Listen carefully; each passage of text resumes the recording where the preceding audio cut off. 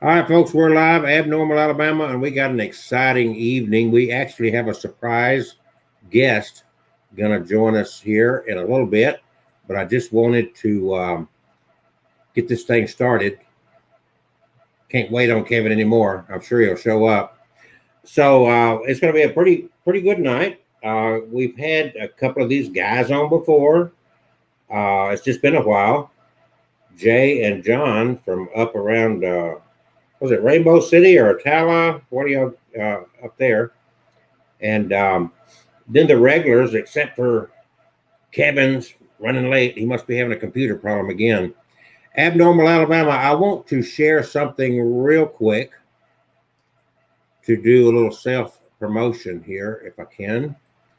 And let me pull this up. Been working on something, and it'll do me no good if I don't share it, right? And I gotta find my link here. Hold on, I got too many pages open on my deal. Where oh where? Hold on, bear with me. Bear with me. Dashboard. Is it one of those? I'm afraid I'm gonna do the wrong one here. Oh, there we go. There we go. I think this is it right here. So let me see if I got this right. Do I got it? I think I got it. Yeah. There you go. So I have been building out a what is commonly called a wishing machine, and we'll talk about that if you got any questions and whatnot. And I'm starting this new program. Also, as you see, that is I'm sharing my website there. I call it Law of Attraction on Steroids, and that's what it basically is.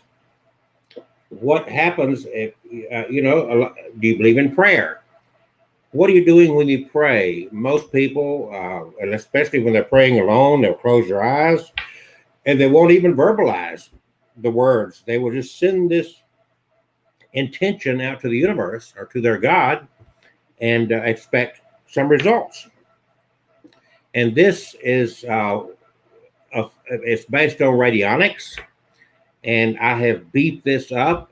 There are some others that's doing a similar thing, but not exactly the way I'm doing it. I'm not going to spend this whole show talking about that. I just wanted to get people there. The name of the website is you can get there by going to drkelsey.wishmaker.com. So that will take care of that. All right, I just want to get that out of the way as we get going here. Kevin is still not with us, so I don't know what happened to him, but we got plenty of people to talk to anyway. The only other thing, let me go over here real quick. I need to sell my book. This is the one I'm working. Well, it's finished. Dating the Dead and Spectrophilia.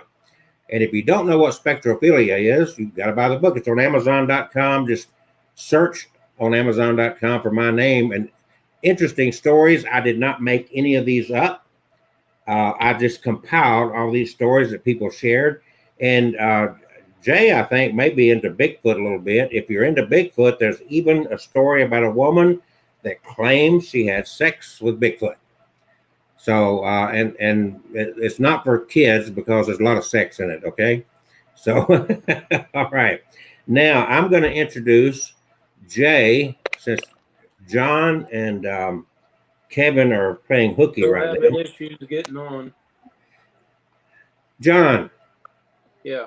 he's in the background. Why don't you just get over there and scoot up close to your brother? Just smooch up to it. I will. I'm just saying we got to have social distancing.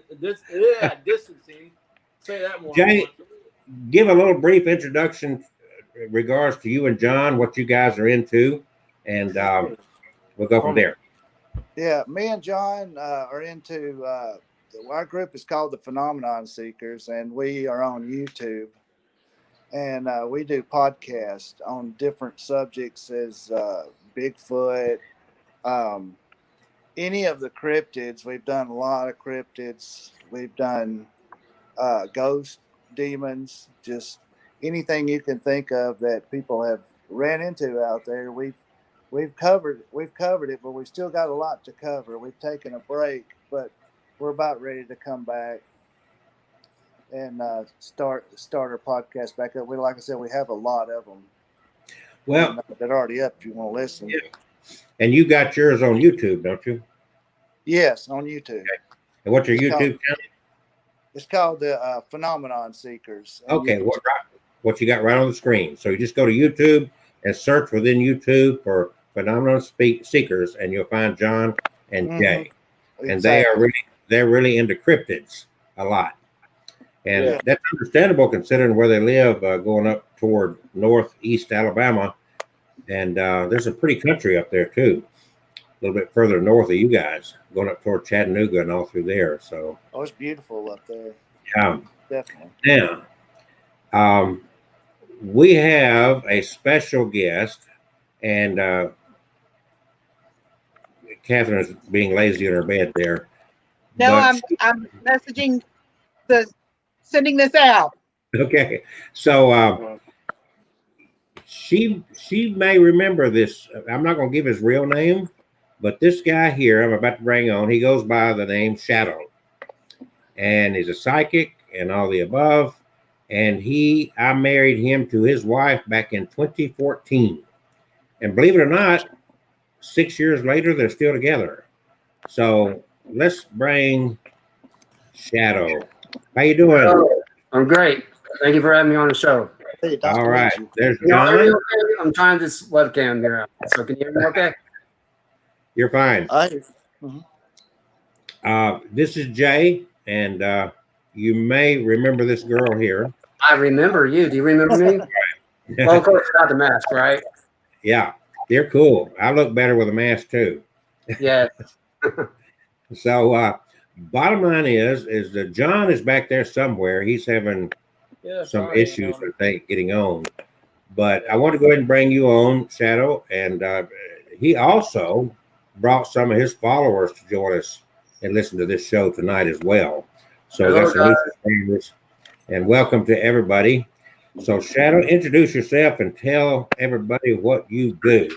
Now, when I want to give a little background, when I married these guys back in 2014, they were different than they are today. Yes, we They were. were very involved in the Church of the Highlands. And without going into any detail, we don't want to use this to bash anybody or anything like that. But I'm here. Hey, how's it going? Even yeah, though I'm due to not happenstance social and distancing. different things. Well, anyway, Shadow, where are you today? What do you do? So I am a psychic medium. I actually do hold a doctor's degree in demonology. I specialize in demons, and that's my main forte now. So I'm the psychic medium that works on relationships, just whatever people have issues with. I also have done cases on hauntings and houses where old people would talk to me really meanly, kind of thing. So spirits are alive; they are all out in there. Sometimes people, and you probably know this for what you do, you realize some spirits are always not demons, and sometimes the negative energy is not demonic, as people would assume that just because something is negative, it has to be demonic. That's not the case. Sometimes it could be a finger imprint, right, of someone arguing, stuff like that, really bad, and something happened, a murder on the house. Somebody would call me to go check that out, right? That was way before COVID-19 happened. Now my case had kind of slump on that because of COVID-19.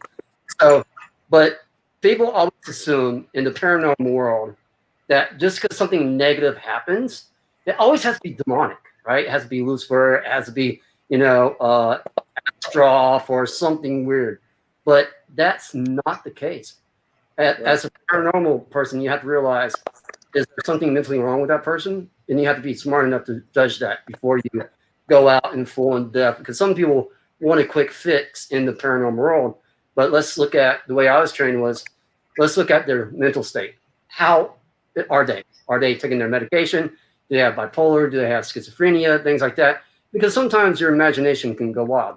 Unless if you see some type of infestations, things like that, then you can see maybe there's something there. But a lot of people in the paranormal will say, hey, just because it's negative, it's demonic. not the case. Sometimes it's just the energy, which I learned during my research to get my doctor's degree after doing a lot of exorcisms. You really have to realize this. Energy is life. And just like you can move things out of your life, you can use your energy to do so.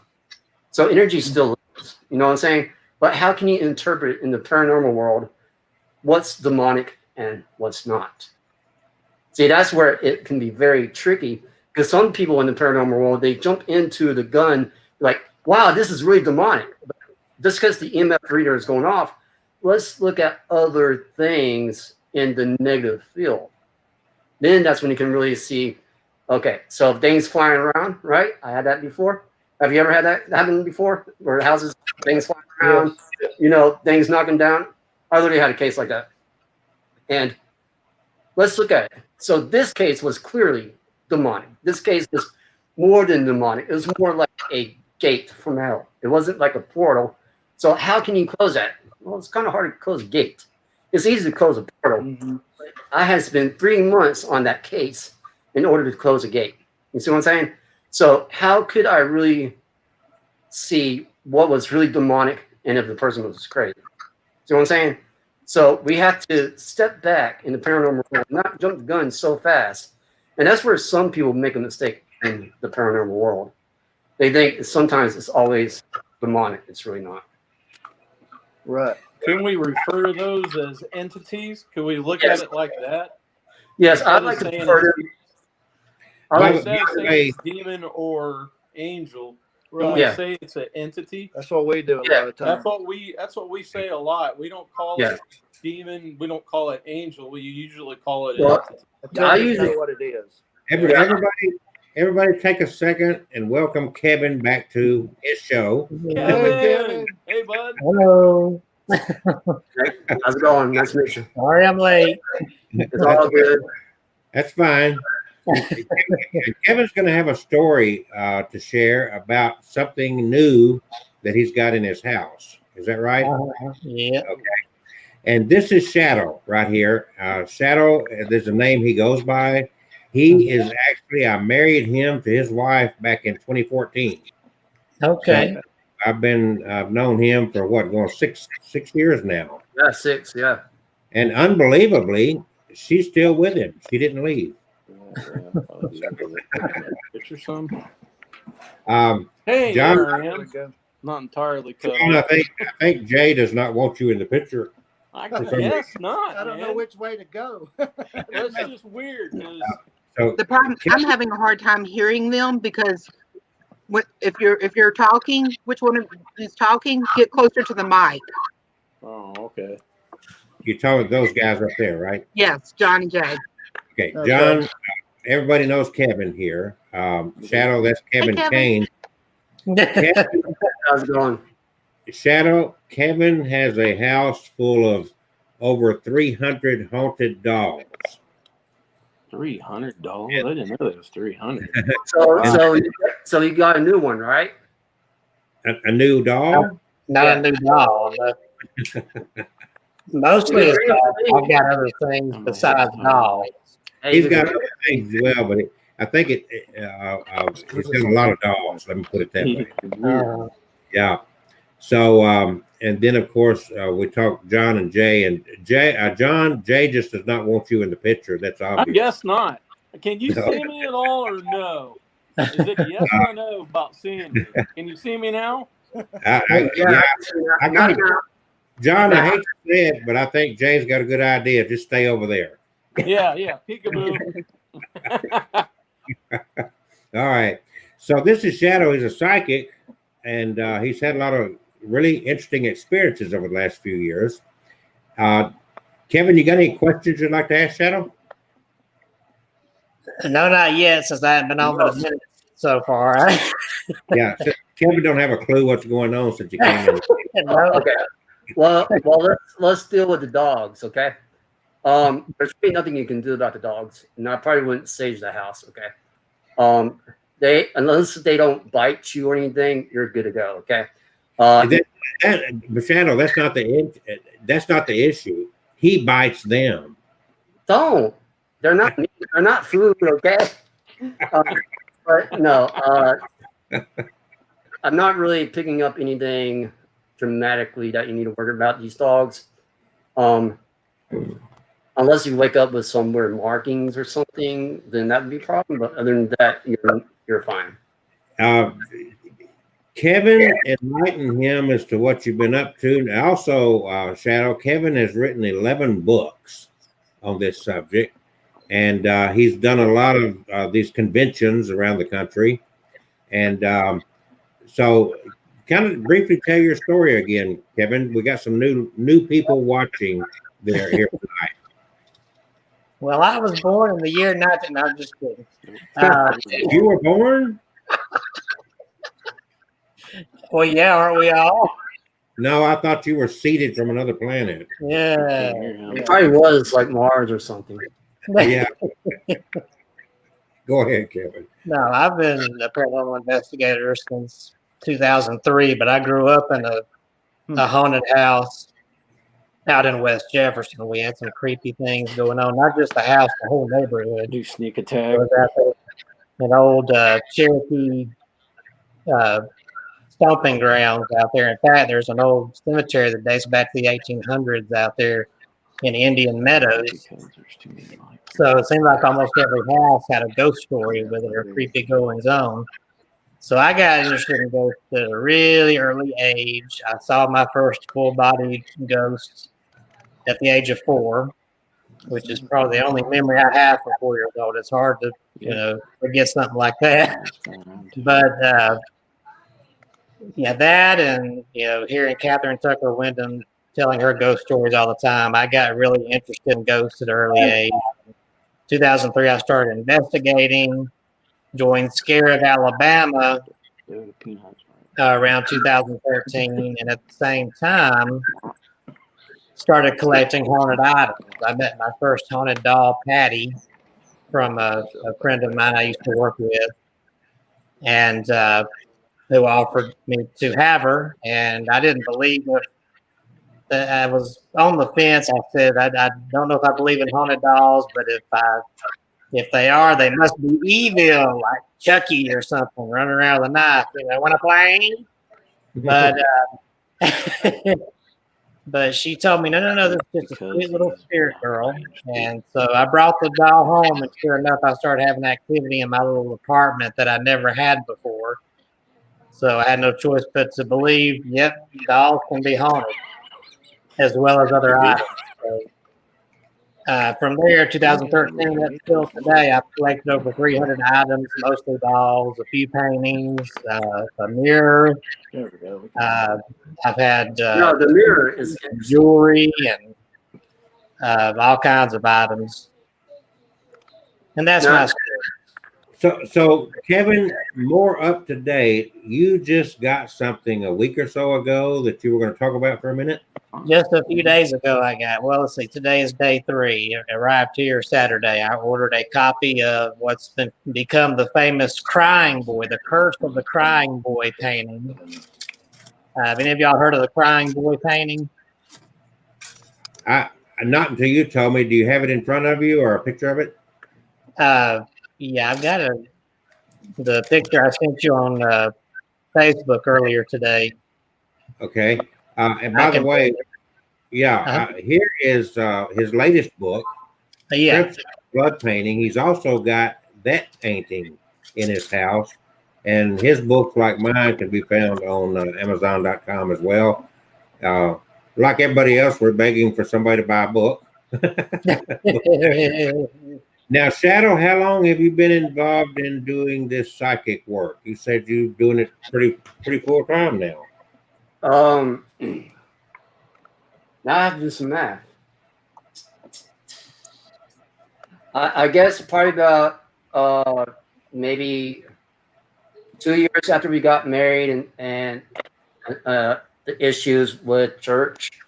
I had a year sabbatical basically to find myself, and it's a long story short, but I'd say about 2014, and I started from there. I've been on radio shows in the United Kingdom. I'll be the psychic out there in the United Kingdom. So I worked on the cupcake case that was missing girl that was murdered in town, the Maine National Hotline, 3-year-old that went missing last year. I worked on that case, and so I've been in correspondence with the family since. So since 2014, I started my own journey in spiritual path. I working on getting a demonology degree, and so I received a doctorate for that. And then I started working in works what's called pathic, blood telekinesis, aerokinesis, hydrokinesis. All those are real. We can master them if we take the time to learn how to harness our energy and the universe energy, because everything is energy, just like the entities that we were talking about. So all the entities is still alive, and they can harvest us. And if you know how to use those entities or the energies, then we can use those to our advantage. After the Okay. show, Shadow. Hold on, we'll go back to Kevin because we now have this up here. I just added it. There's the crying boy painting. He's so cute. And what is the history? Tell us a little bit of the story. Okay, let me pull that up here real quick. See, I meant to have all this stuff all ready to go, but my sorry tale was late this evening getting back. It was a rough day at work, but I got the story here. I got the story right here of the crying boy and the painting. Here we go. This was blamed. This painting was blamed for a series of fires in the 1980s. It says here. Let me just look where it came from. It says the painting. I think was done back in during the World War. Yeah, here we go. September 4th. Wait, no, that's the fire. Okay. Trying to get to the painting. Here we go. The artworks bear the prominent signature of one guy, Vinnie Bragola. But for quite some time, no one could find information about the man who painted this crying boy. Rumors abounded. He painted hundreds of crying children, many of them street urchins, it is said, in either Italy or Spain.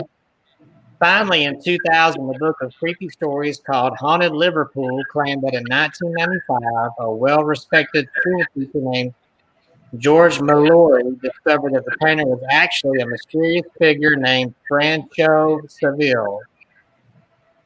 And one of the urchins he painted was a boy named Don Benillo, who accidentally started a fire in which his parents died in Spain. From then on, wherever the boy went, a fire followed, prompting his nickname Diablo. Some believe the boy was adopted against the will of a priest and was abused by the painter. In the 1970s, the boy was consumed by fire as well in an explosion caused by a car accident. And then we leap ahead to the 80s.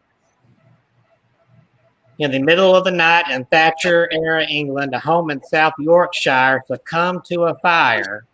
The lounge room was charred black, drapes and furniture reduced to ash. The owners of the home, Ron and May Hall, lost nearly everything to the blaze except one item, the painting of the crying boy, his eyes wide and looking out from the wreckage, not even blackened by smoke. The painting was completely intact and survived the fire, the only thing. This was not the first time a picture of the crying boy had been found amid the ashes of a torched home.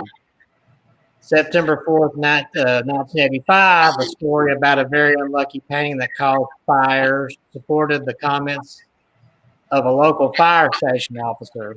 These paintings, the firefighter said, turned up mysteriously unscathed in fires across the UK, all of which started spontaneously. It was well known by then, and even the fire marshal said he would never think of owning this cursed painting himself. In each case, whenever someone owned or bought this painting and put it in their home, the house would mysteriously catch on fire. Everything would burn except the painting, not a mark on it. Now, I've had several people comment already on Facebook telling me, we hope your house don't catch on fire. But it's been 3 days now, and there have been no fires yet. So hopefully everything will be okay. Mine is just a matte copy Good thing. of the original painting. I don't know if I really believe the legend. I mean, Zach Bagans has a copy of this painting that's been hanging in his museum in Las Vegas for a long time now, and it's never caught on fire. So I'm not sure if this is really true or just one amongst all the urban legends we have floating around in the paranormal world. So But even if it's not true, it's cool to have a copy of it. The story sounds good, right? it sounds good, but it sounds like a spirit of pyrokinesis, but it's more like I went. There you go. Yeah. So I don't think it's really possessed. I think it's a urban legend. Mhm. I think it's more so kind of like, how should I say, it's urban legend. Mhm. It cut off my. It's a good story. It's nothing like It's cool, but I don't believe it. I didn't really believe it myself. yeah. So, John and Jay, I've got a question for you guys. You deal in the world of psychics and like the wishing machine, all these kind of things. Have you experienced anything where you send out an intention like I want to find evidence of Bigfoot, and by sending that intention out, it brought you something? Have you had an experience like that? Myself, I haven't had any anything like that. But me and John have actually talked about it in podcasts before. About you probably understand about how sigils work. And, Sigil. seals and sigils, yes. And that's a good way of explaining it too, because you can actually make a sigil and place it somewhere and send your intention to another place. Connect Right. two It of is. them. And we Sigil. talked about that. Yeah. And Kevin, some of that kind of stuff, like this wishing machine, I compare it to like a prayer, because when you pray, you're sending. Do you ever pray silently without vocalizing your words, Kevin? Do I ever what? Pray silently. Yeah. Not using your mouth, just sending the words out. Yeah. Do you feel like those prayers are answered? Yeah. Yes. Yeah. I mean, Okay. I've gotten a lot. Sometimes it takes a long time, but that's just in my belief. That's how God works. So Yeah. Well, so whatever terminology you use, I think what we're talking about is basically the same thing, because you're sending out an intention out to the universe. In your case, you're focused on your God. Other people may just say the universe or whatever, but everybody that does that feels like they get some kind of response. I know that in using that wishing machine, it's not like you can wish for $1 million and get $1 million. It's like you have a need and you send out the intention, and in a short period of time, something will come along to give you an opportunity to fill that need. It's not like it's automatically filled for you. It's like if you've got a health problem, you're not going to pray to God for healing, but not go to the doctor, right? I mean, I wouldn't. I would still want to go with it. I mean, just That's what I'm doctors are trained to use for a reason. That's it. So They it's make doctors for a reason. So yeah. now there are people, back to John and Jay, that swear that they put out with the wishing machine an intention of finding evidence for Bigfoot. And then on their next expedition, they will stumble into the best foot track they ever saw or something like that. So there's people that swear to this, just like in Kevin's, because of his religious beliefs, he's going to call it prayer, and he's going to swear that his prayers do bring answers to him. Maybe not, Kevin, you correct me if I'm wrong, but you may not always get the answer you want. No, sometimes it has to be a no. So, but that's the way it works. We're sending our intentions. We're sending, if you're a Wiccan, you're calling it casting spells. But it all ends up the same thing because we're mentally putting it out to the universe. And then we got Shadow down there who's playing with a straw and aluminum foil.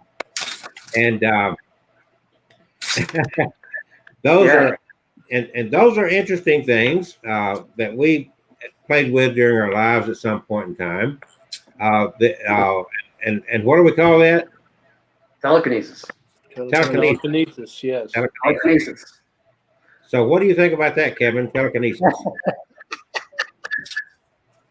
Like a big oil falling off of. We got a flashlight. Do you believe that humans have the power to move things without touching them?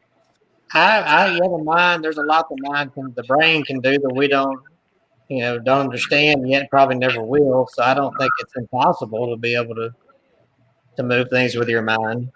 It's all energy, right? I mean, I've got a story about that if you want me to share. Tell us energy. About telekinesis.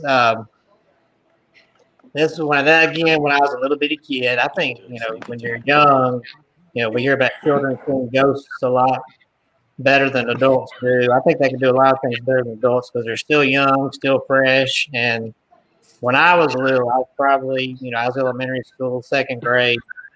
My dad showed me this penny trick. Yeah, same here. Or he would put these two cups down and he would put a penny under one cup and they're covered and do, abracadabra, and then the penny would mysteriously appear under the other cup.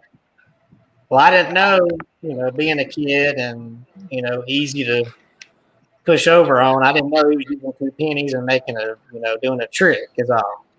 So when he left the room, I was sitting there, I was like, how did you do this? And before he left, he said, a good magician never tells his secrets.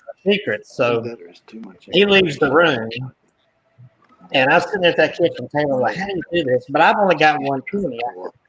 Dadgummit, I said, maybe if I use my brain, I can move it. So I put the penny under one cup, and I had both cups sitting there, and I'm sitting there concentrating, going, move, penny, move. And then I lift it up, and it would still be under the cup.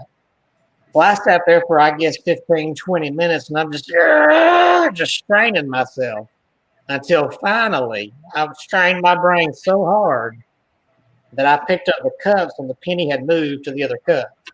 I said, all right, I did it. And I hollered for my dad to come in and see my good work. And he comes in and looks. And I said, I made it move. He said, where's the other penny at? I said, what are you talking about? He said, well, you got to have two pennies to make it work. And he finally showed me what he did. And I'm sitting there thinking, well, wait a minute, I did it with one penny. Of course, he thought I was just some kid jabbering, He didn't know one bit. But it's the only time I've ever done something like that. And can't explain how that happened. There's an echo. There's an echo. Echo. There we go. That is John, and Jay has got that echo. Yeah, I mean, we can't hear Kevin on one end. Yeah. Yeah, we can't hear Kevin on one end of it. Jay, are y'all on a laptop? Are you guys on a laptop or what? No, he's got a laptop he was listening to Kevin on because we couldn't listen to it on my phone here that we're reporting. That we're doing the thing on. So I got you. Listening to him, it was actually picking up over here so we could hear his story. Yeah, so we could hear his story and all that. So we didn't know it was interfering and echoing. Sorry if it was echoing. Y'all did that on purpose. I'm sorry. Is this audio it's my kinesis? fault. You don't like Kevin, do you? It's audio kinesis, No, Maybe it's a I cow like Kevin. thing I now. just wanted to hear his There we story, go. but we couldn't hear him because he was doing the Charlie Brown. Yeah, it was, Off Peanuts, doing the womp womp teacher. Oh Lord. Wah, wah, wah, wah, wah. Wow.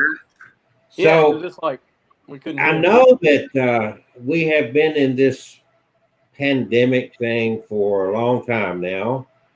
Seems like just about all year. John and Jay, have you gone on any expeditions at all? Have you hit the woods anywhere? Done anything? No. No, Y'all just shut down. we just shut down, and we thought it would only last for about a month, and people would get tired of it and just go back to, and it would clear up. We actually thought it would, but it we just kept waiting and waiting, and it just time overtook. Yeah, it's all different now. It's different, definitely. Trying to stay safe, keep our mask on, stuff like that. Yeah, but we're going to start back up soon. Our podcast. Yeah, definitely. we want to start podcasting. We honestly want to do live investigations. Okay. So I didn't know what you were doing there. So Shadow, how are you keeping yourself busy with what you're doing? Are you having people call you, or how you I had an office, and as a psychic, of course, I already knew this stuff was coming, and nobody didn't want to believe me. And I said, a lot of things going to happen this year, and we need to get ready. And you're full of crap, blah blah blah. Okay, sure. So I had an office, and I told my wife, I said, around February, I woke up. I'm like, I need to get my computer out of the office. She said, why? We just moved to the office. I said, trust me, some things about to go down really quickly, and we just need to get up, back to stuff that we have in the office, get back home like I used to do it back in the days, and just do phone readings. And, I have some people that are really rude and crude, and I'll be rude and crude right back, because I'm not going to put myself or my family at risk just to talk to you over in person while we could do a phone consulting, basically. And it's still the same energy. Energy is energy. You know what I'm saying? So it really doesn't matter if I see you in person or not. I still could read you like a book. And some clients are really hard. So I have to kind of, break their walls down, and then eventually it'll go through smoothly. And some people say, well, I just want to see you in person. I'm like, well, then in that case, you just don't care about people's safety. So I'm not going to deal with you. I'm not telling you things like that. And so, I'm always constantly busy. So because people do call me 24/7, basically. So, it's almost like part-time, but full-time because I don't consider it as full-time because I do other things as well. So, I guess because you just love your job, or you just don't consider it to be full-time, I guess. But I'm always getting busy. These are phone calls, basically that's how I deal with it. So I just wanted to welcome our my friend Carl Green. He says he's back. He's listening. Be careful. Hey, Carl. Hey, Carl. Hey, Carl. Just be careful. He's got a lot of connections. I don't want to get anybody in trouble here. So Mafia dude. so anyway, all right. So what have we got going? Has anybody got any interesting plans for the upcoming month? A lot of what we do, we don't have to be around a lot of people, right?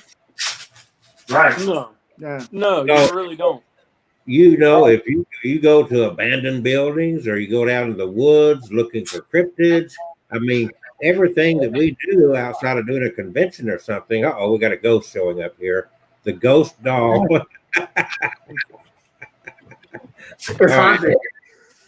I gotta tell you, and I'm gonna mute this because I don't want the interruption.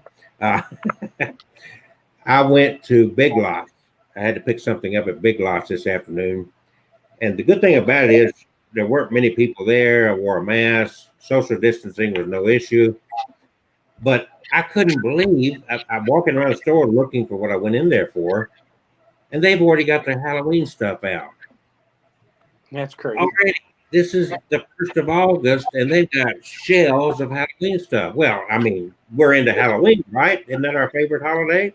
Yes. Yeah, I'm permanently masked for it. So, so I said, I'm going to live stream this stuff. It's some pretty neat stuff. And I'm pushing the little buttons and animated stuff as eyes are flashing and whatnot. And I get down, I finish this gondola, and I went to the next gondola, and I'm going through this stuff. And there's this figure almost like what Shadow has, except it had long black hair, a doll. Yeah. John, you look pretty good. I almost went to my car to bring mine in. Anyway, so I'm pushing the buttons, and when I got to this one, you couldn't see the face because of the hair. I pushed the button, and it just like that. It shocked me. Oh wow. Anyway, you would have had to have seen it to appreciate it at the moment. Yeah. Yeah, I bet. But number one, I couldn't believe that Halloween stuff out already. So Kevin went out and got something. Everybody's bringing their dolls out, right? So Kevin went out and bought something. At the same time, this showed up on Marketplace. Slappy. Somebody said there was a resemblance, except he's got more hair than I do. Kevin found one down at a flea market in Sylacauga. Yeah.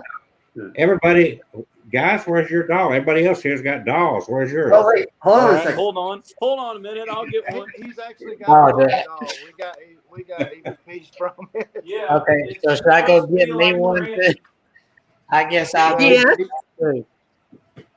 He's going to get it. We actually got some voices from a voice box, Ghost Box. We're Yeah, so we're on a roll here. Look at all these grown ass men playing with dolls. There we go. Oh my God, what's his name? That's actually supposed to be Random. actually my son Brandon. It was like Oh, okay. my wife made it at a where you can make porcelain? like real dolls, basically. Porcelain? Put its face close to the camera, closer. Okay, there you go. Cool. And then she's got one down here. Jack. All right. Now, Shadow, what you got? That looks like voodoo dolls. Do you stick pins in them? Yes. That's what movie dog. This Yeah. I made. This is a different one. I don't You want to made- make him mad then. Shadow, you said you made both of those? Yeah. I made these. That's pretty good. Where's your pins? I don't see the pins stuck in them. I don't need to. I just conjure it. Oh, okay. On advance. I don't need to go. Oh, no. Hey. I like that one. Oh, that one I wouldn't want in my room. I wouldn't want that in my room. I want a piece of you that I can keep forever. Oh. Uh-oh. Okay. We got this is I don't know what to think about this show here. This is like grown ass men playing with dolls.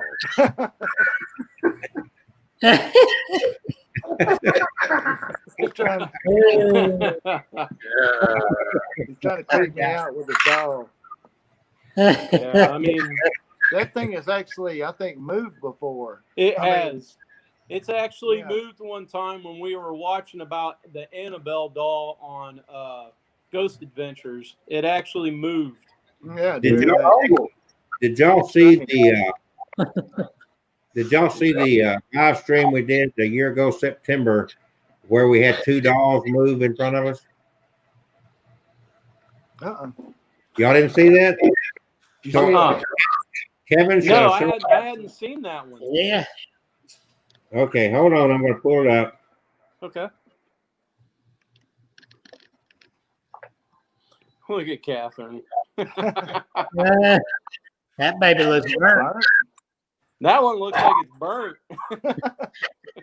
Elizabeth did this one. Oh, okay. AKA Bug. And we get this back here. Hold on, let me get this queued up here, folks, and we're going to watch these. This was a live stream, and the date is on here. I'm going to share this screen. And we'll do the audio.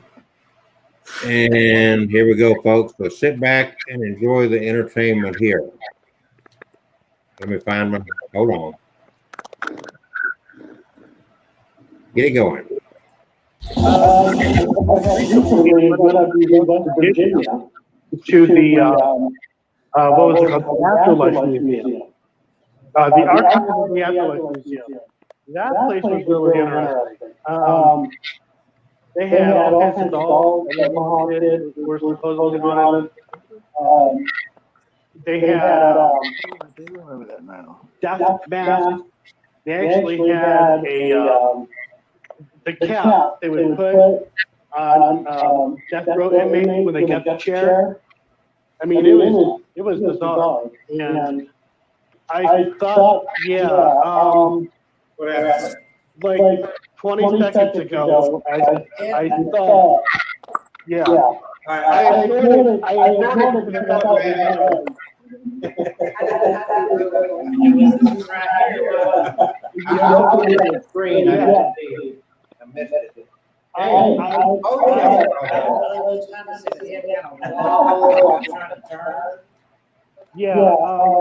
Okay. You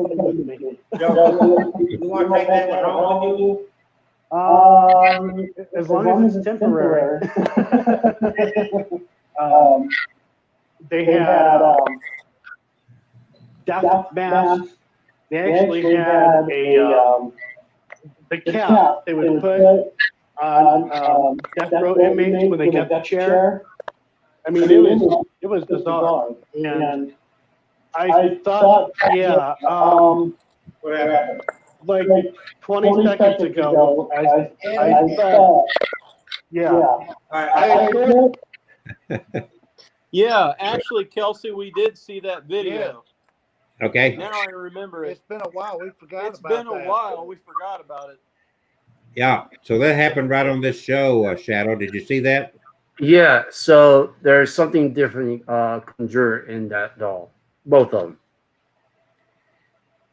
So we were not expecting that. I was looking at my computer, and Kevin made this weird motion. It's like, what's happened? And then the guy you saw on the other screen was up in Bristol, Tennessee, talking to us from his cell phone, and he saw it on his cell phone. And so I just kind of clipped that out of there because that was a pretty phenomenal experience there. Carl says, "Don't ask, don't tell." Stupid Windows 10 cut my internet off. I hate that. So was both of those dolls haunted?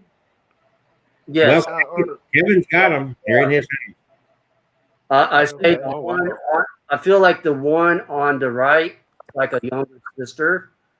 I felt like it was a younger entity or something. Somebody had conjured it or something. The one on the left felt more older to me. I felt like they had a traumatic death. I did see, like, when I zoomed in before Windows 10 decided to shut my internet off or something. I saw, like, the older one, which is on the left, playing with that Goldilocks. Hello, how's it going? I saw, like, the older one had, like, two different eye colors. So when I zoomed in, I saw, like, one had dark gray on the right side, which would be your left or my right. I don't know. But there's definitely something in there that you can tell by the eyes, especially if you zoom in, you can tell the difference. So what do you think about that, Kevin, what he said? Yeah, I got the same sense as far as one having a younger spirit and the other having an older spirit. And when I did a spirit box session with them, which I have out there on my YouTube, posted the video, I got some responses from I got an older, I think it was a female voice, and there was a younger voice that came through. I wonder if the younger voice was like a boy, not a girl.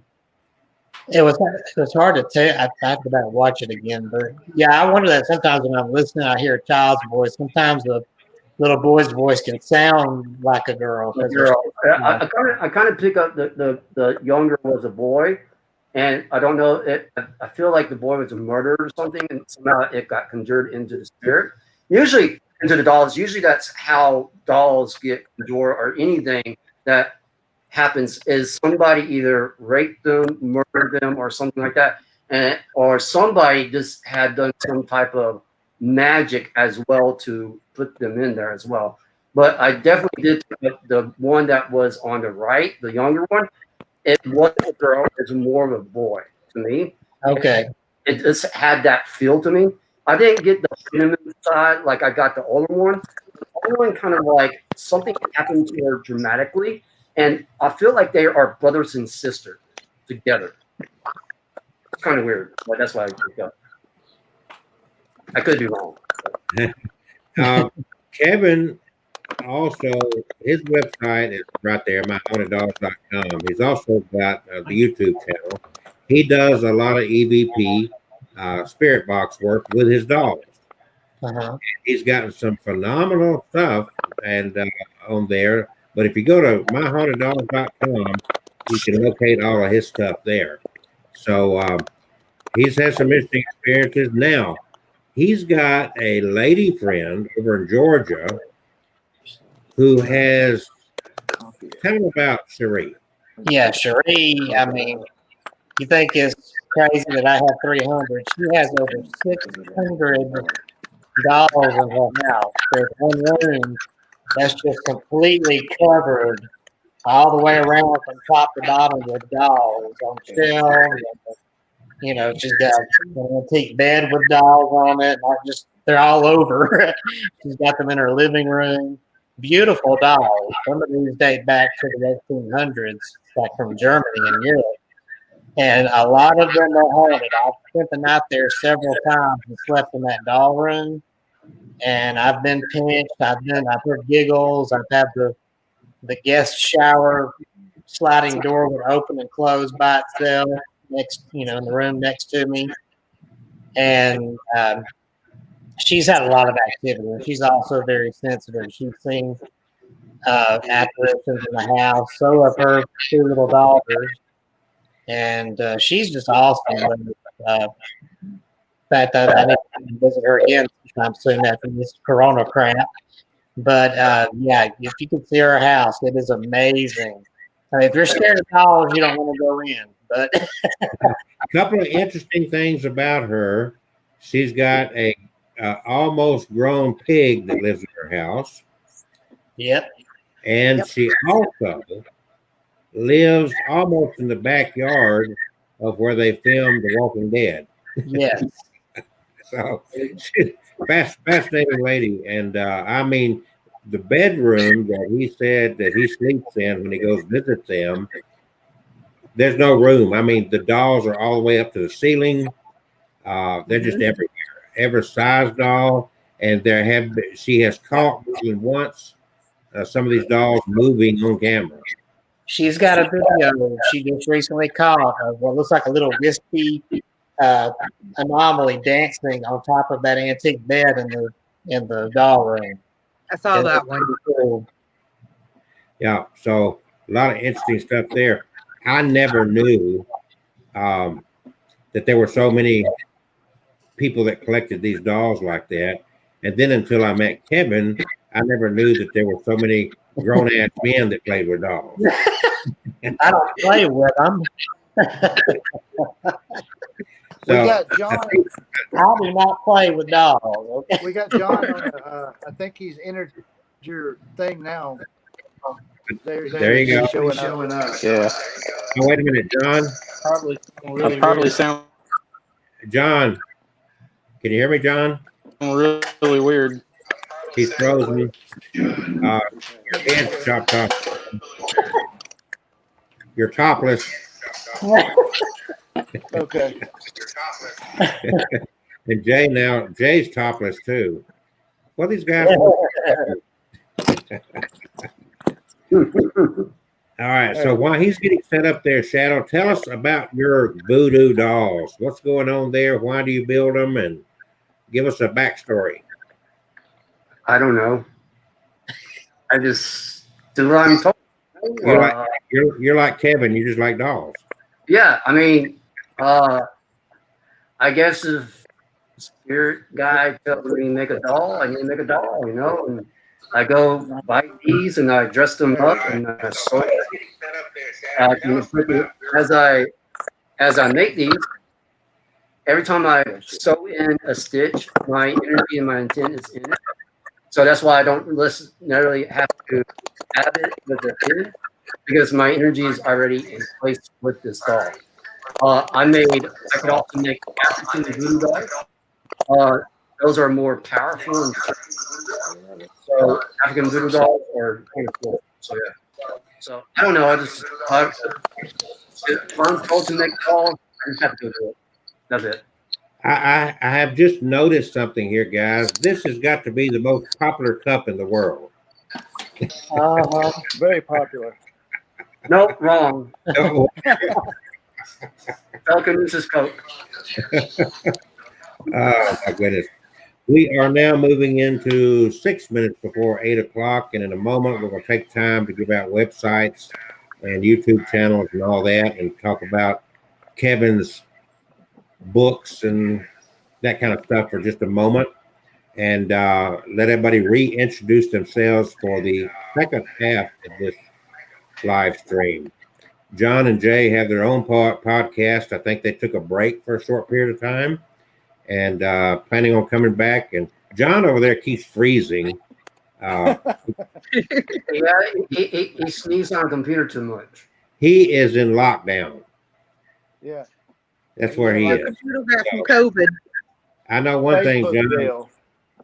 I'm getting tired of looking at your neck. That's why I'm covered. He's frozen. Yes. Look at, he's totally frozen. Let's put a scale on him. Okay. There he goes. All right. So, guys, a lot of interesting things we can cover here. And what did you call that? Crybaby, or what was the name of that doll? That painting, that picture, whatever. Who? Kevin. Oh, me? Oh, what now? Well, wake up, man. I didn't know you were talking to me. That crybaby, baby boy cry. What Oh, was the crying boy. that? Crying boy. That's what it was. Yeah. Yeah. So, are you going to write a book on that one? I don't know. I have to look see. I don't know if they've written a lot. You're not going to write one. She's back onto it. No. I could Yeah. do one. I don't know. I've already got a haunted painting novel, so I don't know if I want to duplicate that or not. I always try to do something fresh. How's your book sales going? And they were good. I mean, the audio book, especially when the COVID started up, and it's kind of trickled down a little bit to just a couple. I know there were a couple sold a week ago. So, Well, hang in there, because we're going into another lockdown. Yeah, actually will. So I don't know what those guys are doing over there. But Oh, I'm fighting with Shadow here. He doesn't realize this, but I'm fighting against him. so you have some psychic power going against you, Shadow, as you're trying to do that. there It's you go. harder for me to do it on my end because I'm so far away from him. Yeah. It's energy. There's no time, no nothing. Energy can travel. Okay. Not that far. I'm a long way from you. Well, that is. Yeah. I gotta say, I watched that old Jamie Lee Curtis horror movie Prom Night last night, and the killer wore a mask just like that. It's creepy. Oh. I got another scarier mask than this. And I was called the scary man at the YMCA. Shadow, is that the mask? Is that the mask? Is that the mask you go wear when you go shopping? Oh hell no! I got a YouTube channel that has another mask that's more scarier. I just bought me another mask that's more scarier, and that's going to be my new YouTube channel mask for that. So yeah, so people can't say I'm breathing on this stuff and make it kind of like that. You know what I'm saying? Ooh. Yeah. So John is back with us. John, you look defeated over there. What's the matter? Oh, I've got him. Wait a minute. Y'all were talking. I had to mute you. Go ahead, John. Hello, John. I couldn't hear you. I'm just saying, I want to throw my laptop out the window.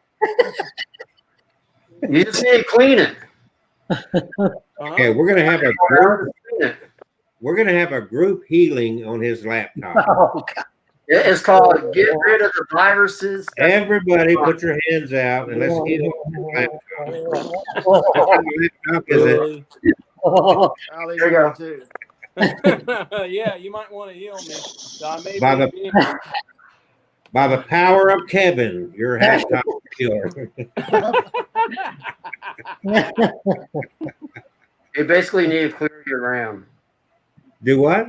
You got too much stuff on it. You need to start clearing it. Oh, he Yeah, I says need he to do the too much same. stuff on your Oh yeah, computer. there's a lot of stuff. My wife just keeps putting games and games and stuff. Yeah, and so all that has viruses, so you Oh, need to start cleaning it. Yeah, So you got your computer. Her computer's got COVID-19. yeah, it Yeah. definitely got COVID-19. Yeah. So speaking of COVID-19, y'all want to know the real truth about it? What's your theory? What? What's your It ain't, theory? it ain't a theory. I got proof.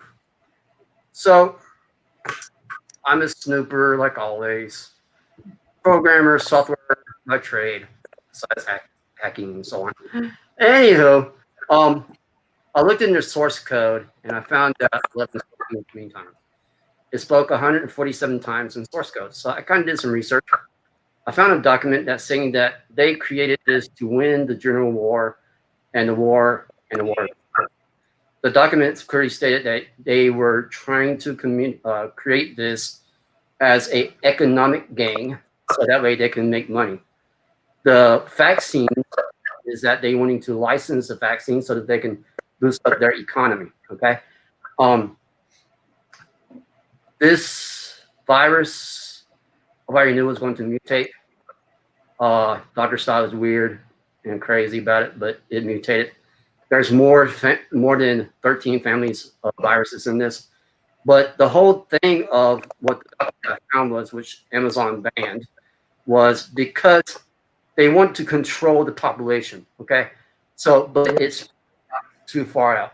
Okay, so this whole 6G business was actually created by China's propaganda, by their propaganda military agent. Okay, so that's the whole ordeal on it. The only thing that I'm going to say about that, Shadow, is they already control the population. Exactly. Um, What's working out is a different way because in their own words, it said that they created. Let me tell you what, you guys don't have a clue what real freedom is. Mm-mm. In my lifetime, I've seen freedoms kind of just go away. But anyway, I don't want to make this a political show. We're talking about the paranormal.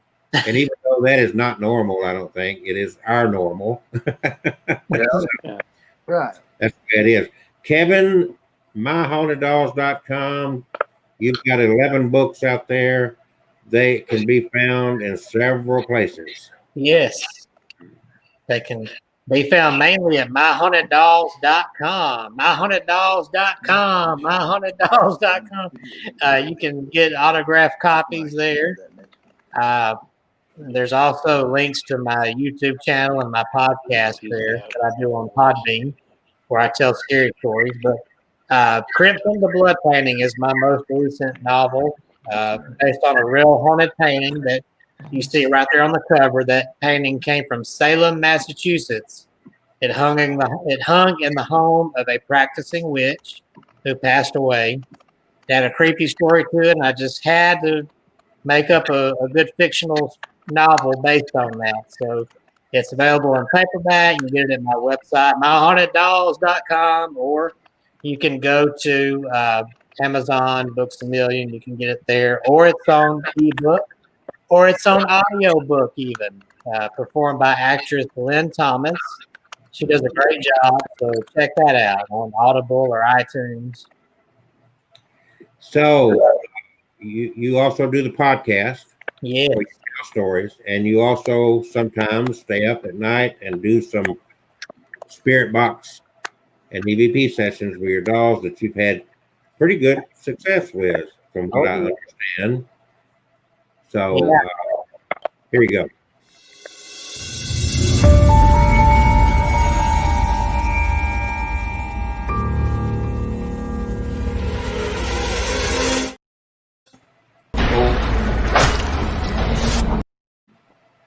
Subscribe to my YouTube channel, guys. I like that. That's pretty cool. All right, now I'm going to go over here to John and Jay. You've got you don't have a website, but you've got your YouTube channel. Is that correct? That's correct. We don't have a website. We'll probably eventually get one, but right now we just have the YouTube podcast. Yeah, we're doing YouTube podcasting and all. And when do you do And your we won't podcast? talk about anything. Do what? When do you do your podcast? When? Well, we hadn't done it in a while, but we usually do. We had done like 2 a week, and usually we would do it like at the first and at the end of the week. So we'd end up doing 2. Okay. But we covered everything from we'll cover anything from hauntings, you know, and just I think Slender Man was one that got a lot of attention that we did, or not Slender Man, but it was. I think we did talk about that one though, didn't we, John? Did we Yeah, talk about we Slender did. Man? Yeah, and the next one we were going to do was about the Dover Demon. I don't know if you've ever heard of that one, Yeah. but it's kind of like a cryptid. We just did one on him a short time ago. Yeah, and it's an interesting case, definitely. Yeah. So now, Shadow, Yeah. you have YouTube channels, and do you have a website? Yes, my YouTube channel is Shadow the Dark Jedi. Look for it to do. Okay, I couldn't understand you. So it's called Shadow the Dark Jedi. Okay. Is my YouTube channel. It does telekinesis, hydrokinesis, aerokinesis, all those good stuff. And my website for readings, you could go to michaels.ws. Yes, okay. And then on my end of it, the book I am promoting right now is Dating the Dead and Spectrophilia.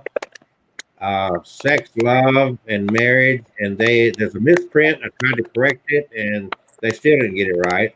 But anyway, this book is a lot of stories that I did not make up about people marrying ghosts and also having sex with strange things like Bigfoot. And anyway, I discovered what the tailpipe of a car was really made for. Just not what it's got. But I hope that he lets it cool off. That is so funny. Yeah, Oh man. he's saying, "Oh man, she's hot." Hey, So- there was a case in England. Now, this is pretty similar, but it's a case in England England about. Hey, you're echoing. Oh, whoa. Hold on, Okay, Go ahead. hold on, I'll start shut over. Start over. It's a case in England about a lady that was married to a tree It's in my book. and had. Yeah, is that the same one? She was. Yeah. It's in my I book don't right know. there. I don't know if she was a pagan or Wiccan or whatever, but I know she had Yeah. some kind of something with a tree. Well, there's another lady that married a bridge. Huh. And another lady that fell in love with the Eiffel Tower. Wow. So, Wow. by the time you read my book, you'll actually walk away and say, Kevin's pretty sane. Yeah. Uh-huh. Oh, man. There's another guy, and he was from over in Georgia, and he claims that he lost his virginity to aliens. And he has spent the rest of his life making paintings of himself having sex with these aliens. Brother. So, Jay, I don't know who you're having sex with, but you better be. I want you to add the doctor. So, I want you to add the doctor that says oh one yeah, of his yeah. problems is having sex with demons. I'm gonna send her a copy of my book. So which kind is that? Like, are you talking about succubus, incubus, Astaroth, Asmodeus? What demon are you talking about? There's many demons. I'm sorry, Shadow. said something about sex with a demon. There's so many demons. Well, no, I didn't say sex with demons. I said ghosts. Well, the same thing. Where's it say demons? Cheated. Oh, well, that's not me. Don't pay attention to her. Yeah. Here's the deal right here. So I grew up. I knew about incubus and succubus. Okay, that was kind of common knowledge when I grew up. Later on in life, I belonged to a group online that was called the Paranormal Clergy, and my picture was there. My phone number was on this website, and people would call me from around the country with these possessions and infestations and all this stuff. So one year I got two interesting phone calls, and this is what started this whole interest for me. Is this singer-songwriter girl. She was like 26, 27 years old out of St. Louis, Missouri. Very talented. She called me.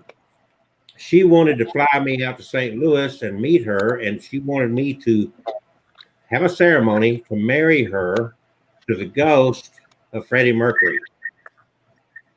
Okay? And my relationship with her was to the point to where she said that she was being attacked by Jimi Hendrix, Janis Joplin. I would get these phone calls in the middle of the night from Janis Joplin, from Jimi Hendrix. What's the other one? I never get it right. That Cobain guy that died.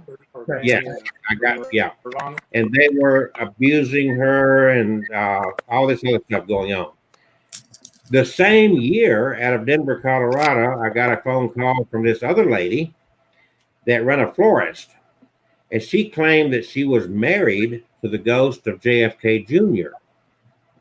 But she had opened up her florist in what used to be a mortuary. And the mortuary was infested with some evil entity that bullied the ghost of JFK out of her life. She contacted me because she wanted me to help her get JFK Jr. back. I never went to St. Louis. I never went to Denver, Colorado. But I guess I got JFK Jr. back because this woman actually sent me a check donation for my services. Okay. So I never met his ghost, but I guess I cleared the play for him to come back home. As far as the first girl was concerned, I got her into a mental institute.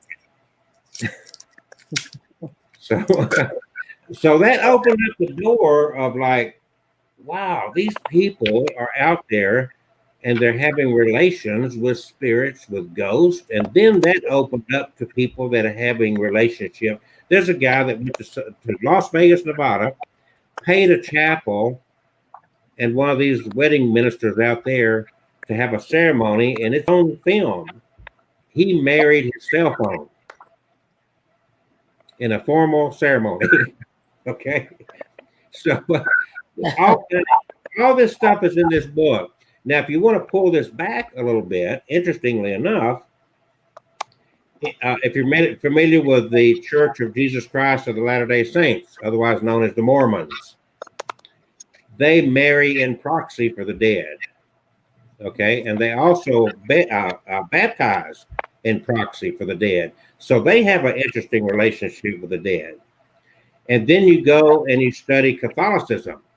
And the Catholics also have a very unique relationship with the dead. In fact, one of their saint ladies from way back then was married to Jesus, and her wedding band was the foreskin of Jesus' penis.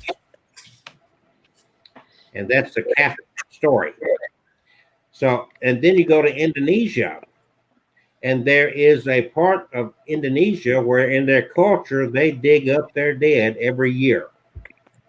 They clean the bodies up, dress them up. If they need to, they rebuild the coffins, but they spend several days dancing around and communing with the corpses of their dead relatives. That's the kind of stories in the book, besides the woman that married the ghost of the pirate and that relationship did not work. And then the woman that had sex with Bigfoot comes to find out that the feet of Bigfoot's not the only thing that's big about him. So, anyway. And then there's a lot of famous people that claim to have had relationships with ghosts. So all this is it's all in that book. It's very interesting stuff. I compiled all these stories into the book, and from religious views to the way we deal with the dead and our relationship with deceased people. And then there's the guy that I was talking about that had fell in love with a car. And I've even got a picture of him, and he is kissing. He's laying down under the car, giving his car tongue. So he's passionately in love with his That's car. really loving a vehicle. I hope it was a 1937 Chevy. I hope it was not. And of course, then there's the lady that married the tree, and the lady that's in love with another lady married a rock. So I guess he's solid as a rock. Then the lady that married the bridge. It just goes on and on and on. And every time I did another edition of that book, but I did it too quick because all these other stories started building and building and building. There's another guy that married a Barbie doll. Okay. Another guy that married a robot. And another guy that fell in love with his reflection in the mirror. So I don't know how that relationship works, but Oh my. Yeah, that's narcissism written all over it. so the reality is that any of you guys that thought maybe you were a little off center need to read this book so you feel better about yourself. Now I say that John looks like he might have something going on his own that he's not telling us about. I don't know.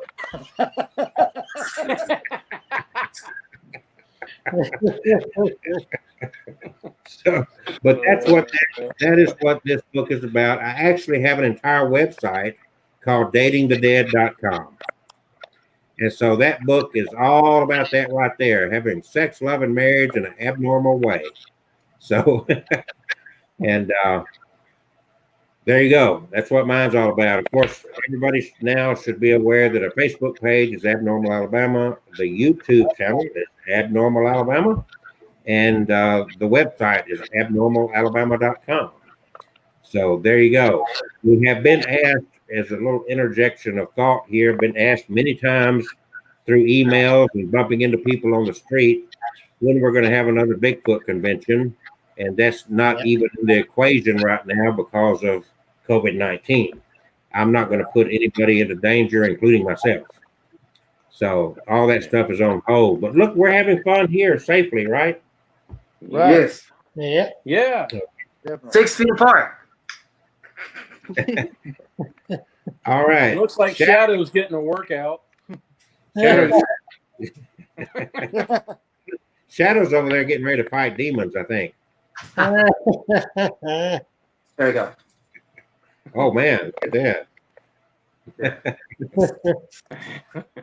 Well, Shadow, I used to be a stud muffin. Now I'm a dud muffin, so I don't even try. Way off the muffins. He's the ninja of the group. All right. So John and Jay, when are y'all going to go on another expedition, go out and do something or whatever? Yeah, there's some things that we were looking at locally.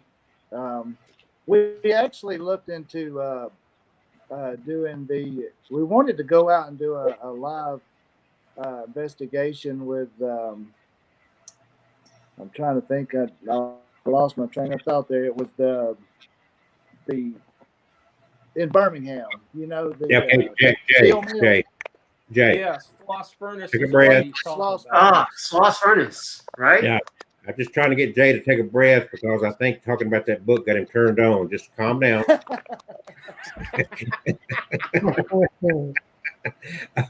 Yeah, first. Sloss Furnace, but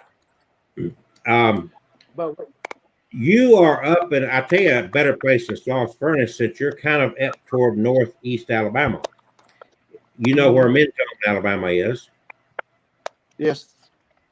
So you get off the interstate there at Mentone and you drive over into Georgia. There's a place called Corpsewood Manor. We've done a podcast on Yeah, it. we Very, done the podcast of a it. very interesting You need- case. You need to we go went there. out on it. I've been there. You need to go there.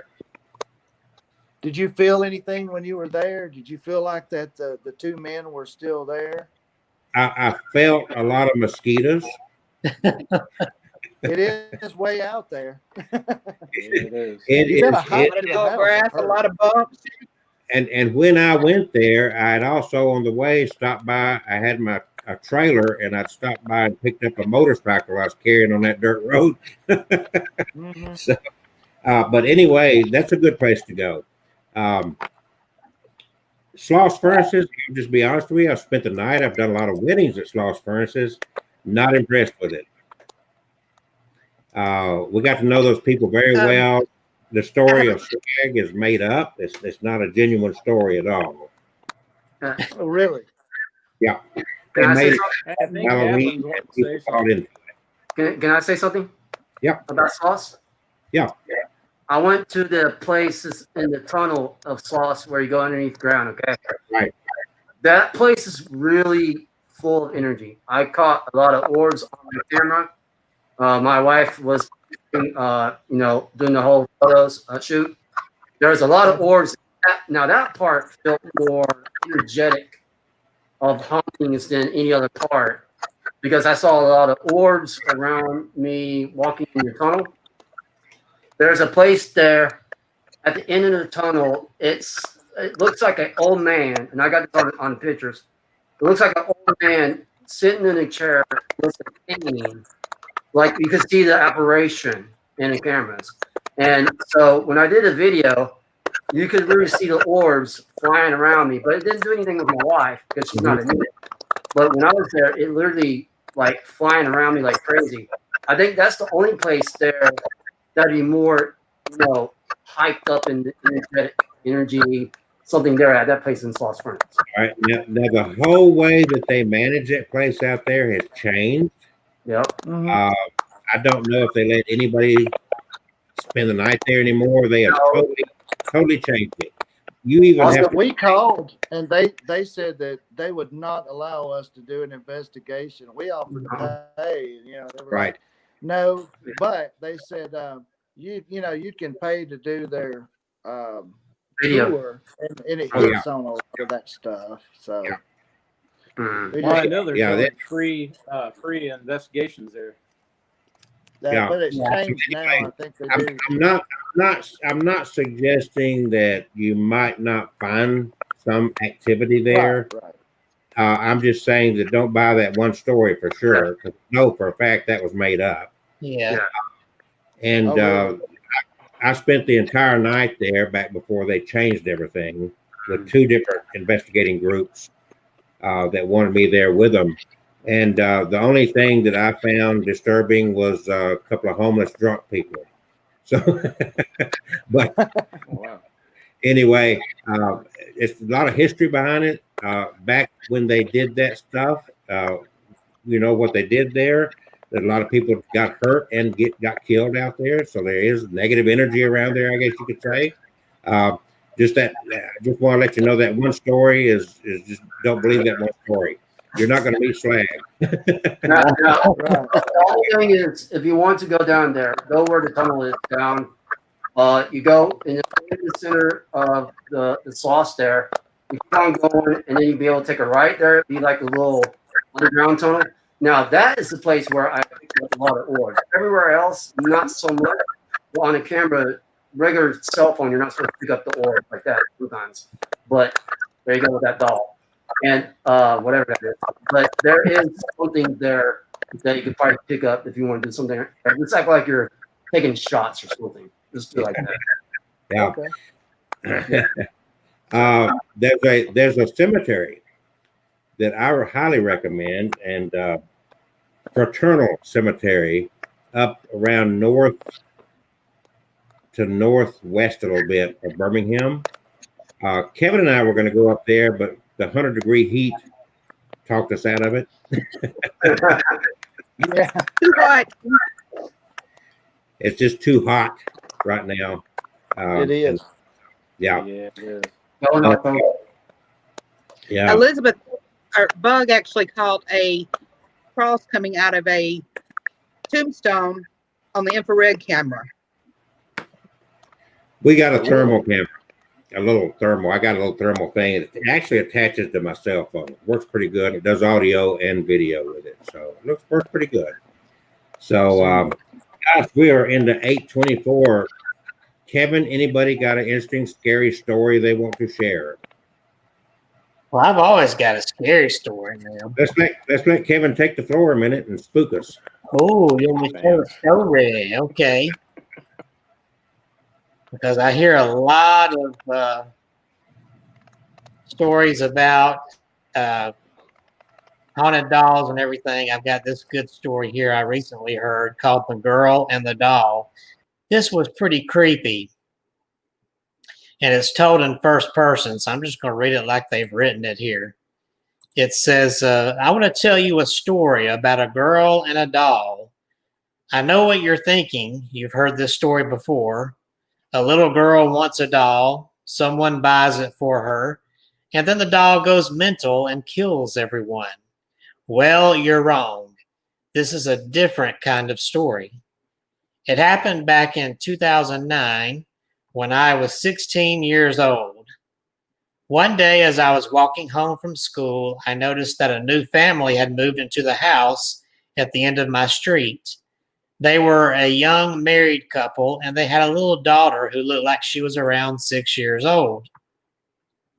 She wore a white dress, white socks, and black shoes.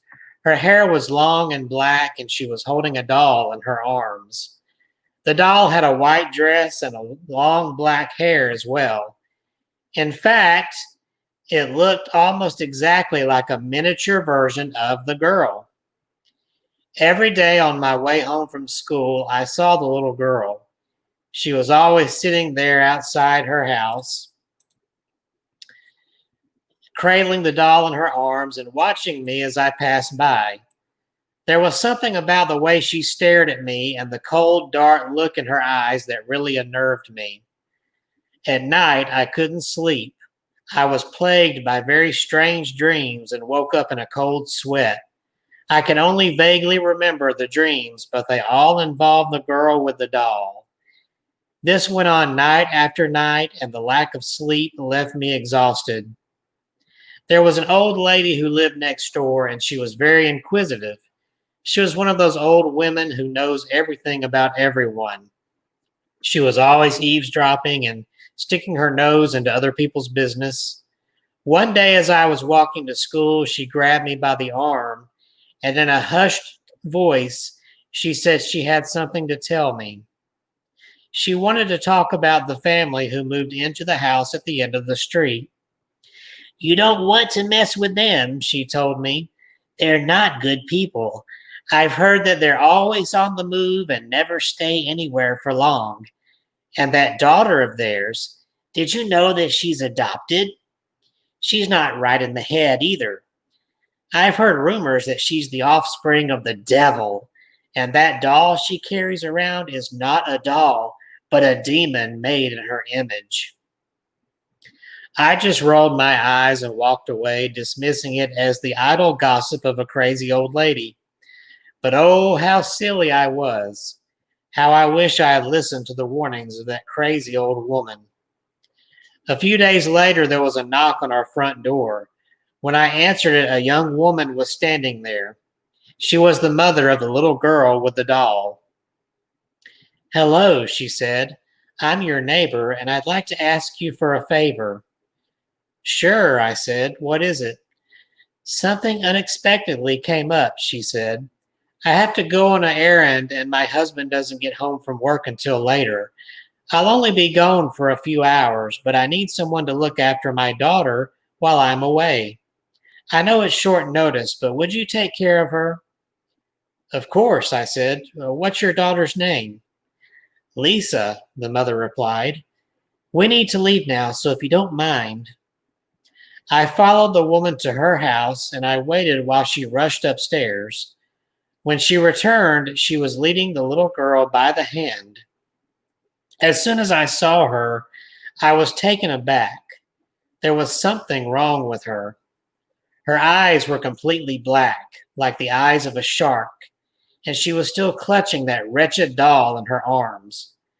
I don't know what it was about the doll that creeped me out so much. Perhaps it was because it looked so much like the little girl that it was disturbing and uncanny. Before I had a chance to back out, the mother said her goodbyes and got into the car and drove away. Without a word, little Lisa reached up and took me by the hand. Her skin was ice cold to the touch, and it sent a shiver down my spine. "Play with me," she said. We went upstairs to her bedroom, but as soon as I closed the door, I began to feel uneasy. I could detect a strange and unpleasant smell in the room, but I couldn't figure out what it was or where it was coming from. I played with Lisa for about 30 minutes, but then I began to feel a tightness in my chest. I broke out into a cold sweat, and my stomach was churning. I felt like I was going to vomit. "I have to go," I gasped. All of a sudden, Lisa scrambled to her feet and cried out, "No, you're going to stay with me forever, and we'll play all the time." She stared at me with those cold black eyes, and I felt like I was going to faint. I was frightened and wanted to get out of the room, but when I tried to open the door, the handle would not turn. I began rattling it and pulling on it, but it was no use. I ran to the window and tried to open it, but it would not budge. No matter what I tried, I could not open it. Then I remembered the warning of the old woman and cursed myself for not listening to her. I was trembling with fear, but I decided to recite a prayer. "Our Father who art in heaven, hallowed be thy name." As soon as I uttered those words, the little girl let out an ear-splitting screech. She screamed so loud that I thought I would go deaf, and I had to clasp my hands over my ears, but I never stopped reciting that prayer.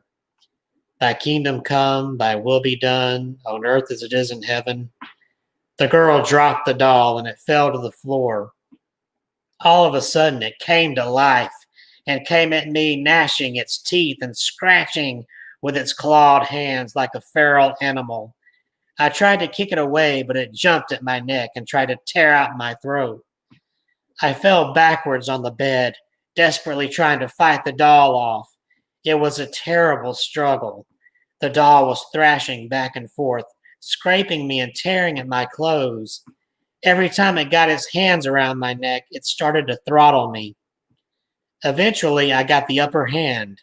I grabbed it by the legs and swung it with all my might, smashing its head against the wall. It hit the wall so hard that it left a dent in the plaster. A crack split the doll's face in two, and thick black smoke began pouring out. "Give us this day our daily bread, and forgive us our trespasses as we forgive those who trespass against us. The doll lay on the floor, shaking and wriggling, flopping back and forth like a dying fish. The doll's head split wider, and the smoke billowing out of it grew thicker and thicker. And lead us not into temptation, but deliver us from evil. Amen. When I finished reciting the prayer, Lisa was lying in the middle of the room, unconscious, and the doll was little more than a steaming pile of molten plastic, hissing and bubbling on the carpet. Just then, Lisa's mother came home. She ran up the stairs and burst into the room, demanding to know what had happened. I tried to explain, but I couldn't get the words out. I threw up all over the floor. When Lisa regained consciousness, she said that she remembered nothing at all. I looked at her eyes, and the blackness was gone, and now they were a bright, vibrant shade of blue. 3 years later, when she was only 9 years old, Lisa died suddenly. She drank an entire bottle of bleach, and it corroded her insides. She died in tremendous pain, screaming and crying in agony as her organs slowly broke down and dissolved. The doctors ruled it an accident, but everybody suspected she had taken her own life. Her parents were devastated. Nobody could explain why a girl so young would do such a thing.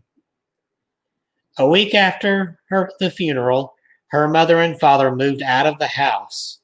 It held too many bad memories.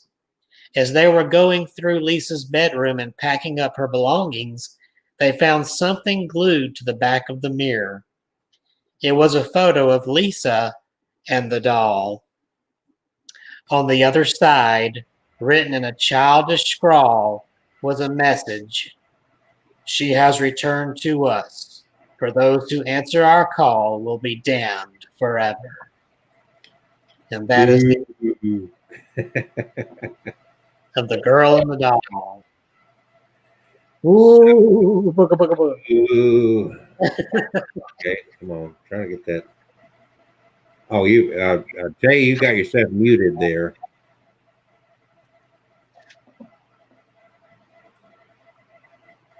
I can't unmute you because you got yourself muted. There you go. All right. Okay. Can you hear me? All now? right. There you go. I can hear you now. It's unmuted.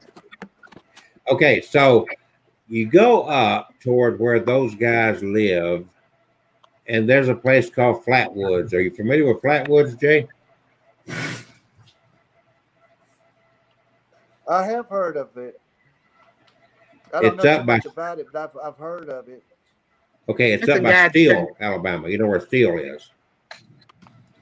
The woods along here Yes. is reportedly the site of where a group of freed black slaves set up a settlement following the Civil War that was burned out and destroyed by the KKK. It's said to be haunted by the men and women who died during the raid. And that is up in Steele, Alabama. It's where you would find Flatwoods. And I just kind of looking at a few things here. So you guys get out and do something. Have you heard of Hoodoo, the haunting tale from the Alabama woods?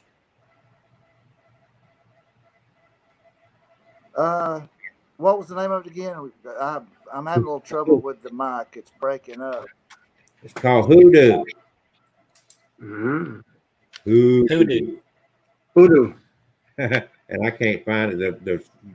It's not letting me get to it. Come on, Hoodoo. Voodoo. Hoodoo. All right. Remember being a kid and sitting around a campfire with your family or friends, deep, dark forest, telling ghost stories? Do those tales still haunt you, or are you intrigued by them and the thought of the paranormal? If you're fascinated by ghosts, shadow people, and things that rustle in the night, you should plan a haunted hike to add a new twist to your Halloween celebration. Blue Mountain Shelter. Of course, no, I'm going to go on down. We all are familiar, I'm sure, with Old Cahaba, Yeah. which has got a lot of history. Beginning in the early 1800s, it was a bustling cotton distribution hub right there at the Alabama River. In 1820, it became the first state capital of Alabama, and in the 1860s, it was a major prison for Union soldiers during the Civil War. If you go out there, there's no real remnants of that prison left, but there are a lot of bricks just below the surface of the ground there. Today, you can roam those same streets with more than 5 miles of them, and you might come face to face with some of the town's past residents. If you've ever been to Old Cahaba, I suggest that that's a good place to spend a day out there. I've been out there several times. So It's called what? Old Cahaba. Old, Oh, old, like OLD. Like Kelsey, old. Do what? You know what? I can just move him out of there. I have a story from Old Cahaba. Kelsey and I were there one day and walking around the slave quarters, and an owl flew out. a few moments later, a second owl flew out and about hit Kelsey with its poo, and it dropped a feather at my feet. Well, we keep walking on around, we're checking it out and everything. We walk on around and I start hearing somebody jingle keys. Kind of, okay, listen a little harder. And Kelsey's walking on and he keeps walking and I kind of stop so I can listen. He's like, "What is wrong with you?" I said, "Shut up." Nice. And the keys kept getting louder and louder and louder. And then they just slowly started fading off into the woods. Well, we go back to the caretaker's place. And I start telling him the story about me hearing the keys. And he said, "How do you know about the keys?" His face turned white as a ghost. And he told me a story about a guy had lost his keys. One of the caretakers had lost their keys there. And they had found the keys on the slave's grave that was about, a mile away, Kelsey? And the slave used to steal keys and break into people's houses at night and steal from them. Ooh. Wow. That's my story there. Yeah. Have you ever been to Natural Bridge, Alabama? Yeah, I have. You have? Kevin, you're working on another book? Am I working on? Yeah, I'm working on another book. Yeah. And that'll be your 12th. What's it about? It's a sequel to My Haunted Collection. It's My Haunted Collection: The Dark Side, which tells the story about some of the scarier items and the darker items in my collection, like the doll that I had to bless and still up in a case, and then the clown doll that's flipping a bird that's in a case, and the crimson painting and all that good stuff. All right, we lost John and Jay. John said he's having some kind of cell phone problem or something, so they have left the building. So Shadow, before we got about 20 minutes, 19 minutes left here. Tell us some more. Tell us something about what you got going on and how do you spend your days as a psychic? Oh, that's a good question.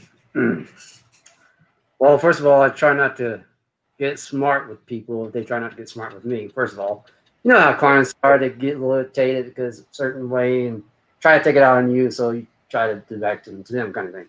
No, just kidding. But seriously, I just basically, I talk to people. I got doctors as clients. I got police officers as clients. And there you go, covering up your webcam. and I have like a lot of clientele around California, basically around the United States. Okay. So it really doesn't matter. New York, Tennessee, Florida, just all over around. I'm a pretty popular guy. So, I mean, I do spell castings for clients. I do magic. I do telekinetic works, energy works, all that good stuff. So I try to keep busy. I write a couple books. I wrote a book of how to properly sage your house. And so smudging, I made a new spray to sage your house by spraying. Instead of burning this sage, now I can spray it. So, yeah. So years ago, when there was a TV show, I think it was called Psychic Kids. Anybody remember that show? So there was a lady from Georgia that was on there with her teenage son, and they had some issues going on in their house and with the son. After the show, she connected with me, and she was trying to solicit my help with some things going on in the house. And I, unless they want to pay me, I don't offer to travel. If they want to pay my expense, sure, I'll go. But I usually deal with people long distance if possible. What you said is what triggered this, Shadow, because the interesting thing is that she, being of a Christian background, she was interested in the use of holy water over sage, and I don't interfere with that. I think whatever works for you is fine. Yeah. So the interesting thing about it was that okay, now that John's back, he's diligently working here. The interesting thing about it was I told her to just go to the local Catholic church. They've got a fountain there that you can get take a little bottle and scoop up some holy water, and they do not object to that at all. And she said, well, how will I apply it? Now, so we came up with what we call pray and spray. She put it in a misting bottle and she would go around the house and spray. So when you said about the mixture you had, Saddle, that brought that to mind. That's been years and years ago. How long has it been? That show, when was that show out? Back in the 90s? Years, yeah. Yeah. So I do the same thing. I tell people whatever works for you works for you. But if you get a priest, they might, you have to be careful with certain priests, because in the Bible clearly states that, I think it's in Malachi, where it talks about how God precursed the priest's blessings because they truly didn't lay God in their hearts, and so on and so on.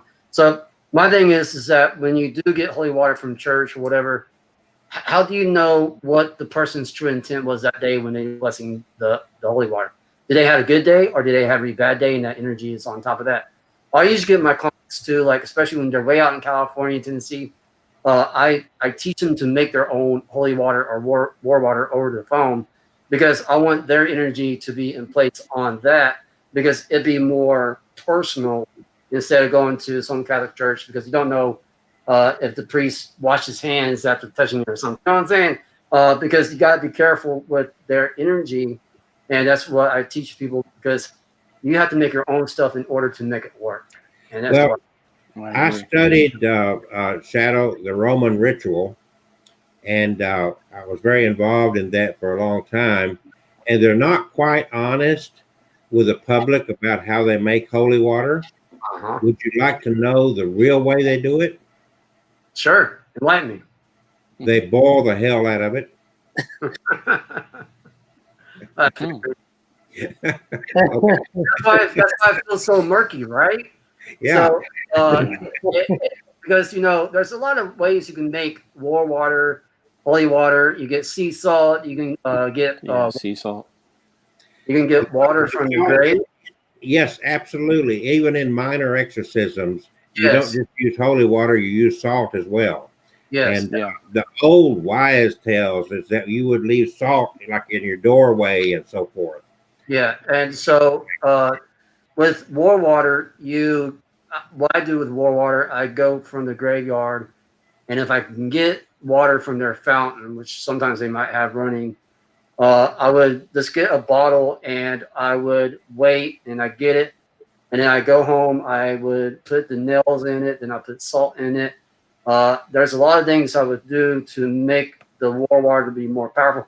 Certain rituals will be more stronger than just having the holy water, but to me, I really think it's based almost the same thing. It's just named differently. It's just different ways of making it. It's more about your intent. So when I make things, I don't go to church and I grab the holy water, because I'm like, what did they do when they put their hands in the water and stuff like that? It's like just germaphobe, It's like I rather teach people how to make it for themselves, because their energy is on it. And then if you read the Bible, it says, hey, God already pre-cursed them. So why get cursed again when you're trying to fix your stuff, right? So Bible, Yeah. Well, there's different traditions, and according to what tradition you were either brought up in or what tradition that you have moved into, it all relies a lot on your faith and belief in it as to how effective it's going to be. I know Kevin, throughout his career, has been involved in a lot of investigations. He works with people that are not Christian, so they'll use sage and different things, right, Kevin? Yeah. And I'm sure you've seen things effective that have nothing to do with Christianity. It's just based on a person's faith. Here's an interesting thing with exorcisms, since you brought that up. I was on a case, and I did the the husband's cross in the holy water. And I turned around, I slammed the cross on the girl's head. And I was just speaking in tongue, I was speaking in demonic language. And all of a sudden, the girl would start coming out and try to choke me half to death. I turned around, got her grandfather's Bible, put it back on her back. And she went down like, yeah, there you go. There's that holy water right there. And so it was kind of crazy, So, but it was a crazy experience. But what I found out was that certain entities, especially when they're being possessed on somebody, is that they hate certain metals. And you can actually get gold or metal or something stainless steel. You dip it with the holy water and you can put it on that, or you can spray it on the car. Because I did that to the client's car. And I said, what about this door? No, I don't feel nothing. But when she used it the most, where the kids were always going in a door, that's when she fell down. She said, I hate you, motherfucker. Ah! And I was just like, okay, cool, right? So I learned when I got my doctor's degree in that, I learned that certain spirits interact with certain metals. And they hate that. I have been, throughout my life, been involved in a lot of what we call minor exorcisms and a few major exorcisms. Major exorcisms are very rare and few. There can be some phenomenally interesting things that take place, but none of them are of the Hollywood type of stuff. Oh, no. True exorcisms do not take place in one visit or anything like that. They can take 2 and 3 years. Yep. Okay. And then there's such a thing as called a perfect possession. Do you know what that is? Yeah. Kevin, what's That's a where perfect? that's where the entity totally takes over the person, correct? No. You're wrong. Oh, okay. What's perfect possession? A perfect possession is when the person wants the possession. Oh, I see. When they are happy with the possession, and that's what they call it perfect possession. So you don't always know. A lot of people enjoy the possession, and even a lot of times the family would be pushing them to get help, and they may go along with that. But once you get investigating and dealing with this person, you find out they really pay the attention. Mm-hmm. So it becomes a perfect possession, and that means you're not going to get rid of it. I don't care what you do. You're not going to make any progress whatsoever. You might as well just call it a day and walk away. That's it. Because it's like, nope, I can't help you. Nobody can help you. Not a psychiatrist. I'm the best psychiatrist. Not Dr. Phil. You can't help nobody. Yeah. So there are all kinds of, and Hollywood ruins people's view of all of this. It's not. Nobody's rising up off the bed. There's nobody twisting their heads all the way around. No, I had one case, which was was not a portal. It was more of a gate, and that took me 3 months to close. Okay, now it is a gate. It's not. Wait a minute, Shadow? Yeah. Are you one of those dating spirits? Are you dating the dead? No, I said gate. G-A-T, Oh, a gate. So not dating. No, but a gate is more complicated to close. okay. I got you. I couldn't understand you. So there's Kind of like a portal. it took me 3 months to literally shut this gate down. Okay. In this time frame, my EMF went bonkers. My medium was like, there's somebody here this tall, this that. And there's so much stuff going on. There's no really reference on how to close a gate, not dating, but a gate in this industry. I misunderstood you. I'm sorry. Clarify for that one. So there's no really reference on how to do this. So I had to be in meditation and figure out how in the world can I shut this down, because things were literally flying around the house. And this is when I was doing this crazy exorcism. And then the trash can was turning over. Then my holy water that I made turned pitch black a week later. So it took me 3 months to figure out how to close it. When I did that, I literally had to meditate on the proper, because there's no reference no matter how much high magic books I had in the house, I couldn't find nothing. So my guides literally had to tell me how to shut it down. I had to call my Indian guide, and he helped me do it. And that's exactly how it happened. And the kid was able to go play outside. Yeah. So we don't have a lot of time, left, but that kind of jogs me over into things like the Ouija board, and people are very spooked out by the Ouija board.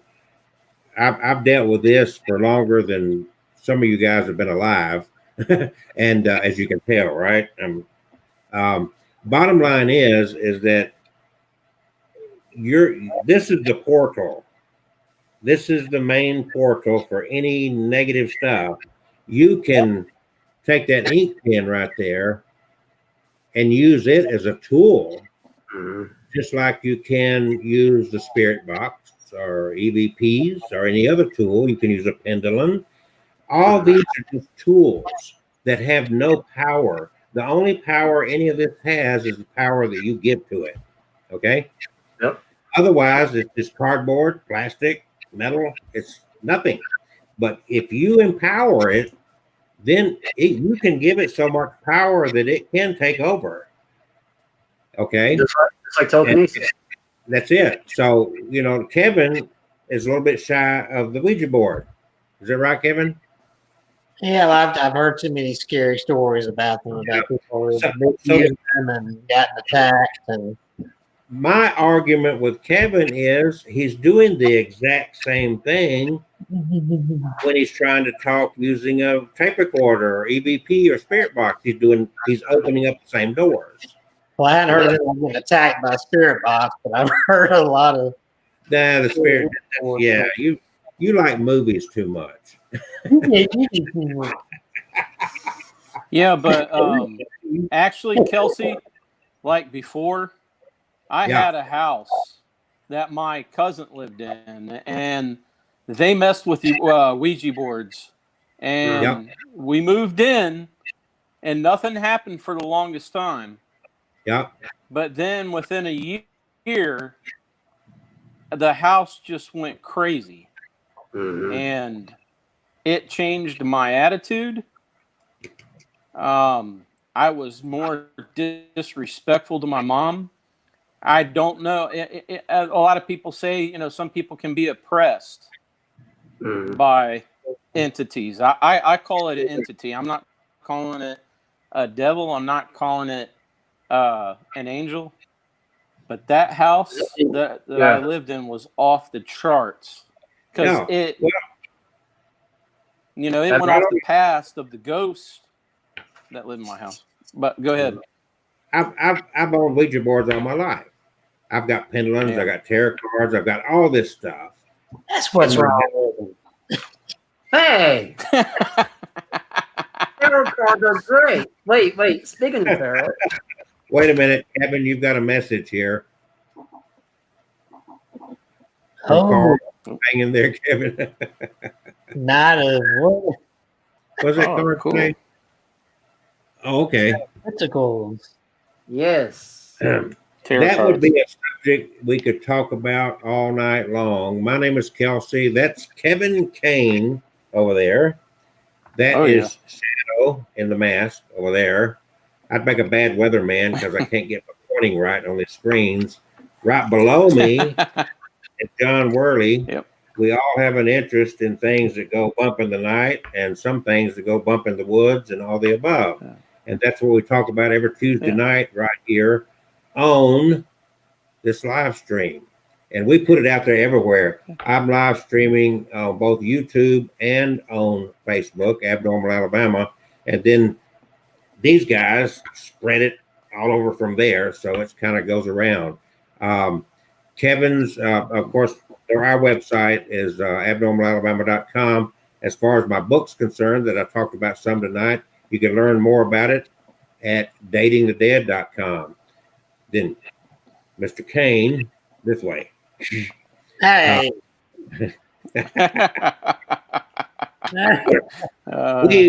We're possessed.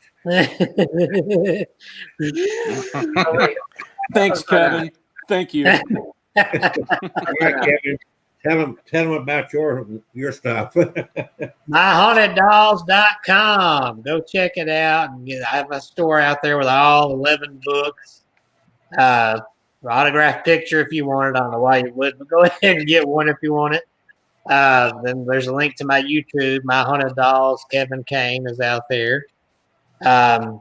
Okay. And be sure to check out my latest book, Crimson, the Blood Painting, on paperback. It's paperback, ebook, or audiobook, whichever you prefer. There it is. There it is. Yeah. There's my book. Right down here is the man known as Shadow. He looks like he needs to be in a wrestling match or something. Yeah, man. That's awesome. Thanks. Appreciate it. So I just do my telekinesis powers now. All right, Shadow, one more He's the time. ninja Tell of them the where, group. tell them where to find you and what you do. So if you want psychic readings, I work on murder cases, missing cases, relationships. You go to my website at michaels.ws. I got a YouTube channel called Shadow the Dark Jedi. It talks about, well, actually, I had to show you how to do telekinesis, hydrokinesis, and aerokinesis, and autonomokinesis, geokinesis, whatever. So. And he don't like to talk about it much, but he also makes dolls if you need one to stick pins in. These dolls will cost $60 because of the time that I make and I sketch and I stitch and I stab and I put blood in it. Yeah. So $60 for these great looking, beautiful dolls. I assume that you energize them too. Yes, they are the Energizer Bunny, and so I do spirits, you know. So yeah, so this one sleeps with me all the time. Okay. And Now it moves. the guy down below here is John Worley. Yeah. And John and his partner Jay do a podcast. They took a hiatus, but I think they'll be coming back soon in their podcast. You can find them Yeah. all over Facebook. I know that. And Yeah. If you- Just look up Phenomenon Seekers. Just look us up. phenomenon. That is Kevin's favorite word, phenomenon. Phenomenon. Phenomenon. All right. Well, that note, we're going to say good night. Thank you all for joining and for everybody that tuned in tonight. And we will see you next Tuesday. Look for Thank you, Kelsey. And Wishmaker.com. Shadow. And let's you can throw out your intentions. I call it the law of attractional steroids coming to your house soon. Good night, everybody. Peace and love. All right. Good night. Be safe.